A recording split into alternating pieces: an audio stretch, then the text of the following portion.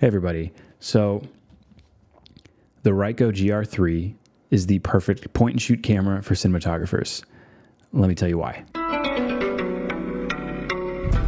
The Ricoh GR3 has an incredibly impressive feature list. Here's just a few of them. It has a 24.24 megapixel APS-C sensor. It has an absolutely flawless f2.8 lens in either 28mm or 41mm, depending on whatever you want. In-body sensor stabilization and optical lens stabilization. It has built-in ND filters, Wi-Fi photo transfer. It has film emulation styles similar to Fujifilm's film emulation feature. It has a fully functional hot shoe for any flash. It has a multitude of super dope shooting modes like time lapses, star trails, double exposure, etc. It has a macro lens mode. It has a 0.8 boot up time from the minute you hit the on button to whenever it's ready to shoot. It has a touchscreen back and a plethora of other features.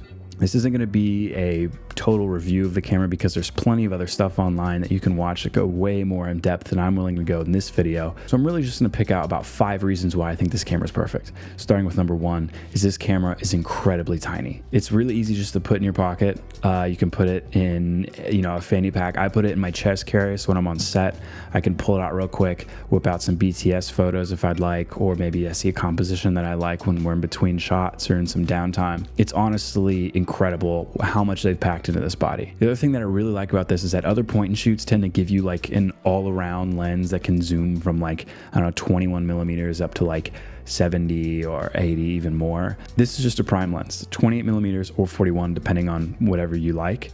I chose the 21 because I figured I could crop in if I wanted a little bit more zoom. But really the reason why I like the prime is that it really forces you to find compositions with your feet. I feel like we're a little spoiled now where you just pick up a really good 24 to 70 or some type of zoom lens and you really kind of get to cheat the system.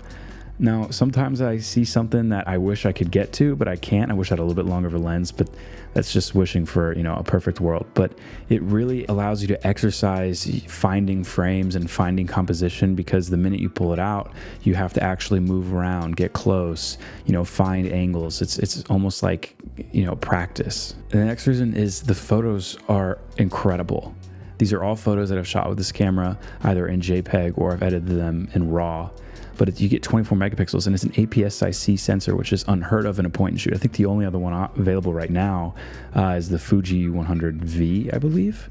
And that thing is incredibly expensive right now and hard to get. It's also way bigger. The photos in this look great. It's better than all of the 1-inch or 1.5-inch sensors, the micro 4/3 sensors that are in other point and shoots. I've never seen one of this size that has a full APS-C sensor.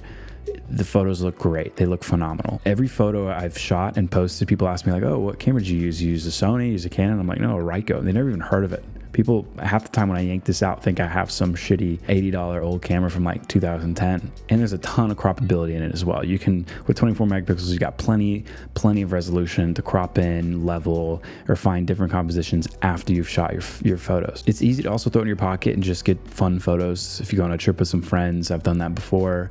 The size is incredible for what you get. I really think this is a great tool for cinematographers.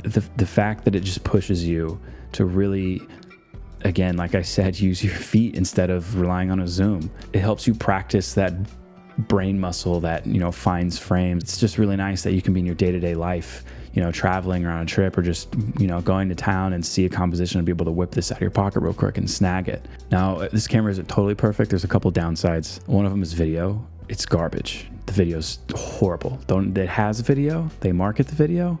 It's not even worth trying. And the other downside is a little bit pricey. It is $1,000, which there's other point and shoots that are considerably cheaper. I got mine secondhand from MVP.